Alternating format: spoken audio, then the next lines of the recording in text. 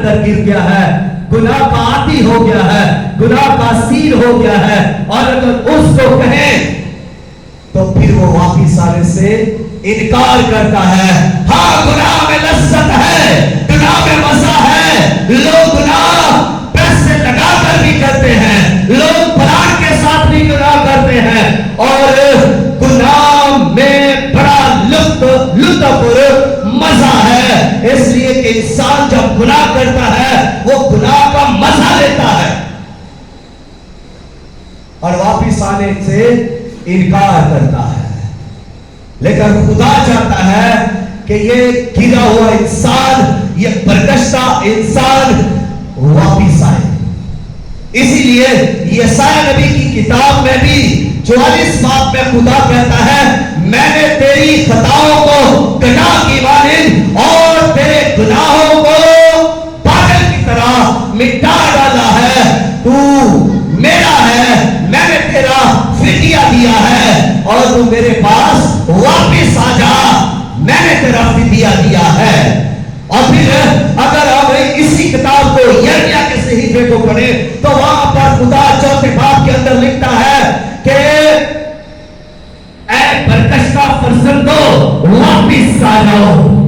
خدا واپس بلاتا ہے, اور اس شخص کو جو گھوڑے کی طرح سرپٹ گناہ میں دوڑے چلا جاتا ہے, جو گناہ کو نہیں چھوڑ رہا, خدا اس کو آواز دیتا ہے کہ اے برگشتہ بچوں واپس آ جاؤ. کوئی بت پرستی کر رہا ہے تو کرتا ہی چلا جا رہا ہے, اور وہ اس کو بت پرستی سمجھتا ہی نہیں ہے,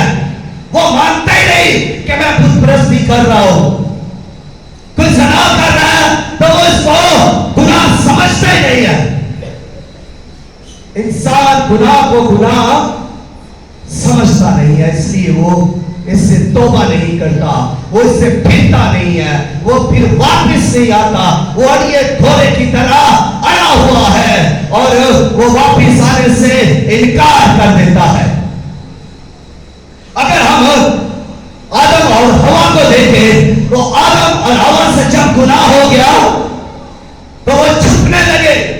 اور خدا نے انہیں پکارا کہ آدم تو کہاں ہے. اس کے باوجود بھی اس نے گناہ کو قبول نہیں کیا, ہوا نے گناہ کو قبول نہیں کیا, آدم نے گناہ کو قبول نہیں کیا, اور وہ گناہ کو انہوں نے جب قبول نہیں کیا تو انہوں نے توبہ ہی نہیں کی. آپ پیدائش کی کتاب سے مکاشفہ تک پڑھ لیجئے, کہیں پر ہمیں کوئی بھی سنگل ورڈ نہیں ملے گی کہ آدم نے کہیں پر توبہ کی اور کہیں پر وہ واپس آیا, کہیں پر اس نے خدا کی طرف توجہ کی. وہ اڑا رہا اور اس نے واپس آنے سے انکار کیا.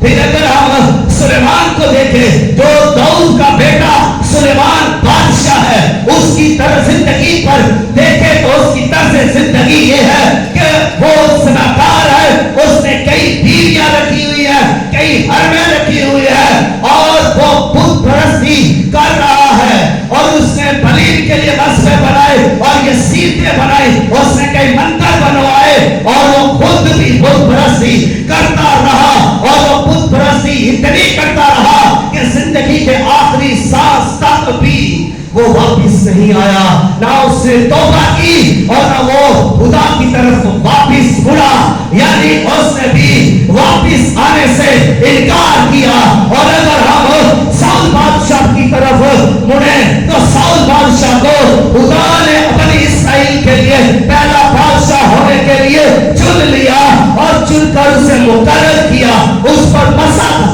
کا تیل لگایا گیا, روح پر نازل ہوا, اس کی سوچ بدلی, حالت بدلی, بادشاہ بن گیا. اس کے باوجود جب خدا نے اسے حکم دیا کہ جنگ کے لیے جائے اور جائے تو وہاں کی ہر چیز کو تیس نیس کر دے, خواہ وہ انسان ہو, جاندار ہو, درندے پرندے اور بیل بھیڑ بکریاں, سب کو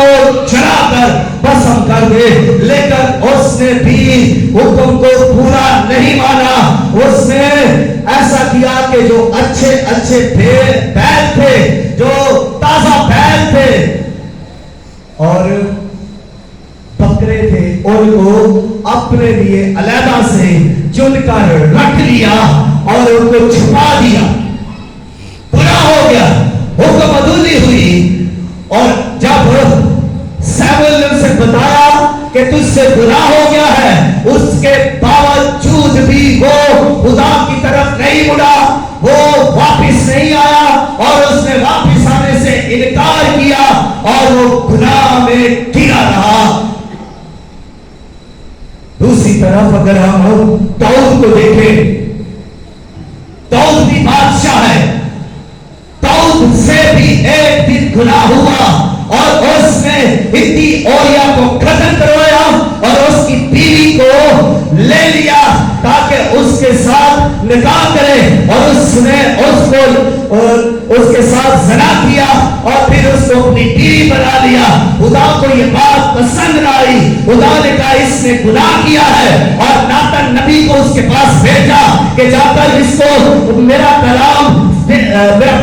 دے کہ تو نے یہ غلط کیا ہے, تو نے گناہ کیا ہے, تو نے توڑا گناہ کیا اور یہ دو حکموں میں بڑے گناہ ہیں. یعنی اگر ہم شریعت کی کتاب دیکھیں جہاں پر 10 حکم ہے تو وہاں پر لکھا ہے تو زنا نہ کرنا, تو قتل نہ کرنا, اور یہ دونوں حکم یا اس نے توڑ دیے یا اس نے قتل بھی کروا دیا اور پھر اس نے زنا بھی کیا اور یہ پوری طرح گناہ میں گر گیا. بادشاہ ہے, ممسوح ہے, پرستار ہے, خدا سے محبت کرنے والا, خدا کے دل پسند, خدا کے دل کے موافق ہے, لیکن گناہ المناک ہوا اور خدا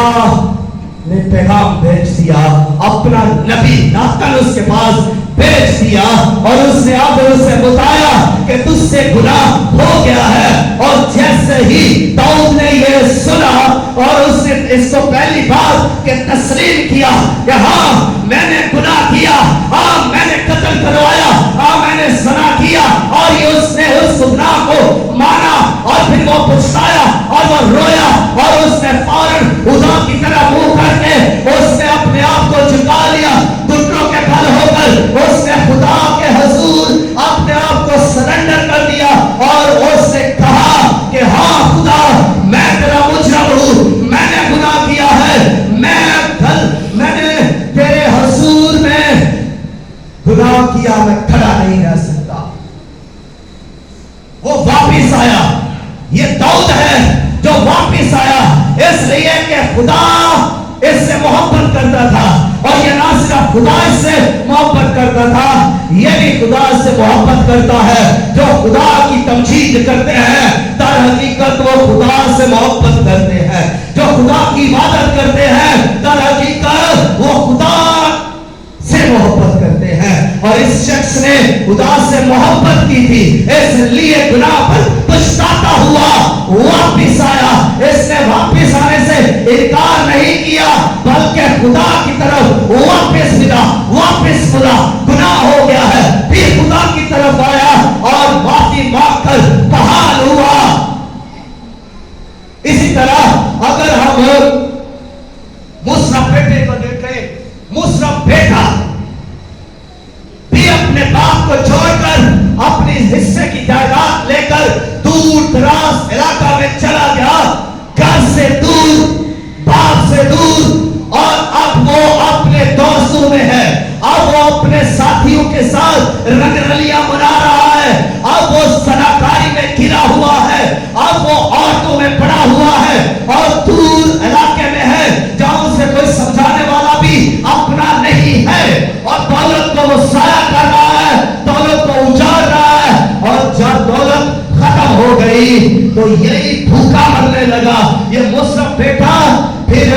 وہاں پر سور چرانے کی جاب کرتا ہے اور سور چرانے والی پھلیاں کھانے کی آرزو کرتا ہے. تب جب اس کا سب کچھ چھین گیا, جب دولت چھین گئی, جب اس کا حسن مارک پڑنے لگا, بال بکھر گئے, چہرے کی چمک ختم ہو گئی, دولت اس کی اپنا سٹیٹس, اپنا نام ختم ہو گیا. اب اس کو ہوش آئی اور اس نے واپس آنا چاہا, اور اب یہ شخص کیا کرتا ہے کہ میرے باپ नौकर हैं वो भी इससे बेहतर खाते हैं। मैं बाप से कहूंगा कि मुझे अपने नौकरों में रख ले, मैं तेरा बेटा कहलाने के लायक नहीं है। तौबा करते हुए उठा, घर की तरफ चल दिया, और जब वो घर के करीब ही पहुंचा है, बाप को खबर हुई और दौड़कर उसने बेटे को बुलाया, उसे अच्छा लिबास पहनाया, अंगूठी पहनाई और एक पला हुआ बकरा ज़िबा किया। एक ज़ियाफ़त तैयार हो गई, क्योंकि उसने कहा ये मरा हुआ था, अब ये जिंदा हो गया है। तो ये वापिस आया, ये उठा, गुनाह में गिरा था, ये उठा और उठकर ये फिर वापिस आया है। और इसी तरह एक और एग्जाम्पल मैं आपके सामने रखना चाहता हूं, और वो ये है कि जिस रोज खुदावंद यीशु मसीह सलीब के ऊपर लटके हुए हैं, उनके साथ दो डाकू भी, एक दाएं और एक बाएं था। दो डाकू थे, सारी जिंदगी डाके डाले, सारी जिंदगी गुनाह किए, पति के असीर रहे, घोड़े की तरह सटपट दौड़ते रहे और गुनाह पर गुनाह करते रहे। शायद उन्होंने भी कभी भी गुनाह को गुनाह समझा ही नहीं था, और ये गुनाह करते ही रहे। और बिल आकर ये पकड़े गए, जेलों के अंदर थे, वहां से निकालकर यीशु मसीह के साथ इन्हें मसलूब कर दिया गया और सलीब के ऊपर है और एक ताने दे रहा है। दूसरा डाकू जो है वो इकरार करना शुरू हो गया, उसने अपने गुनाहों को मान लिया, वो वापिस आया, वो वापिस खुदावंद की तरफ फिरता है और उसके अपने गुनाहों का इकरार करता है, फिर खुदावंद की पाकीज़गी का इकरार करता है और कहता है कि खुदावंद जब तू अपनी बादशाही में आए तो मुझे याद करना। तो खुदावंद उसे कहते हैं कि तू आज ही मेरे साथ फिरदौस में होगा। वो वापिस आया, वो बहाल हुआ और वो खुदावंद के साथ फिरदौस में। देखिए, हम जब गुनाह में गिर जाते हैं तो हमारे पास चॉइस है। मैंने 6 करैक्टर आपके सामने रखे हैं, हवा और आदम, सुलेमान और साउल। ये बादशाह है, सुलेमान भी बादशाह है, और ये आदम और हवा इनकी खुदा के साथ बड़ी गहरी रफाकत थी। ये खुदा से बातें करने वाले लोग थे, खुदा इनसे मिलने के लिए आया करता था। तो जब ये गुनाह में गिर गए, इनके पास भी मौका था बहाल होने का, लेकिन ना हुए। और साउल बादशाह को देखे, इसके पास भी मौका था कि ये तौबा करता, खुदा की तरफ फिरता, लेकिन ये ना फिरा। और इसी तरह सुलेमान बादशाह को देखे तो वो भी बुत परस्ती करता रहा, वो अड़ा रहा और वापिस आने से इसने भी इनकार किया। ये बुत परस्ती से नहीं उठा, खुदा की तरफ इसने ध्यान नहीं किया, ये वापिस नहीं आया और ना ही इसने तौबा की। ये 3 करैक्टर मैंने आपके सामने बाइबल मुकद्दस वैसे रखे हैं, आप इनसे सीख सकते हैं।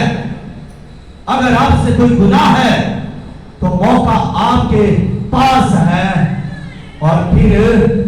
इनकी तरह अगर आप तौबा नहीं करेंगे, फिर आप खुदा की हजूरी से बाहर होंगे, फिर आप खुदा की बादशाही से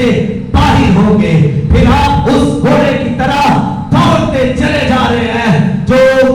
सफर दौड़े चला जा रहा है और कभी भी ये वापस नहीं फिरता। फिर 3 करैक्टर ऐसे हैं जिन्होंने जो गुनाह से फिरे, उठे, वापिस आए और उन्होंने खुदा से तल्लुक जोड़ लिया,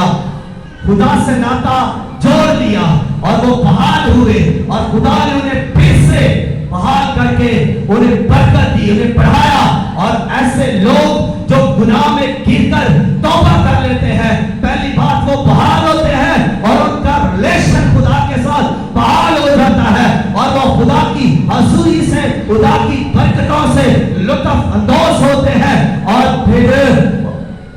कर वो खुदा की बादशाही के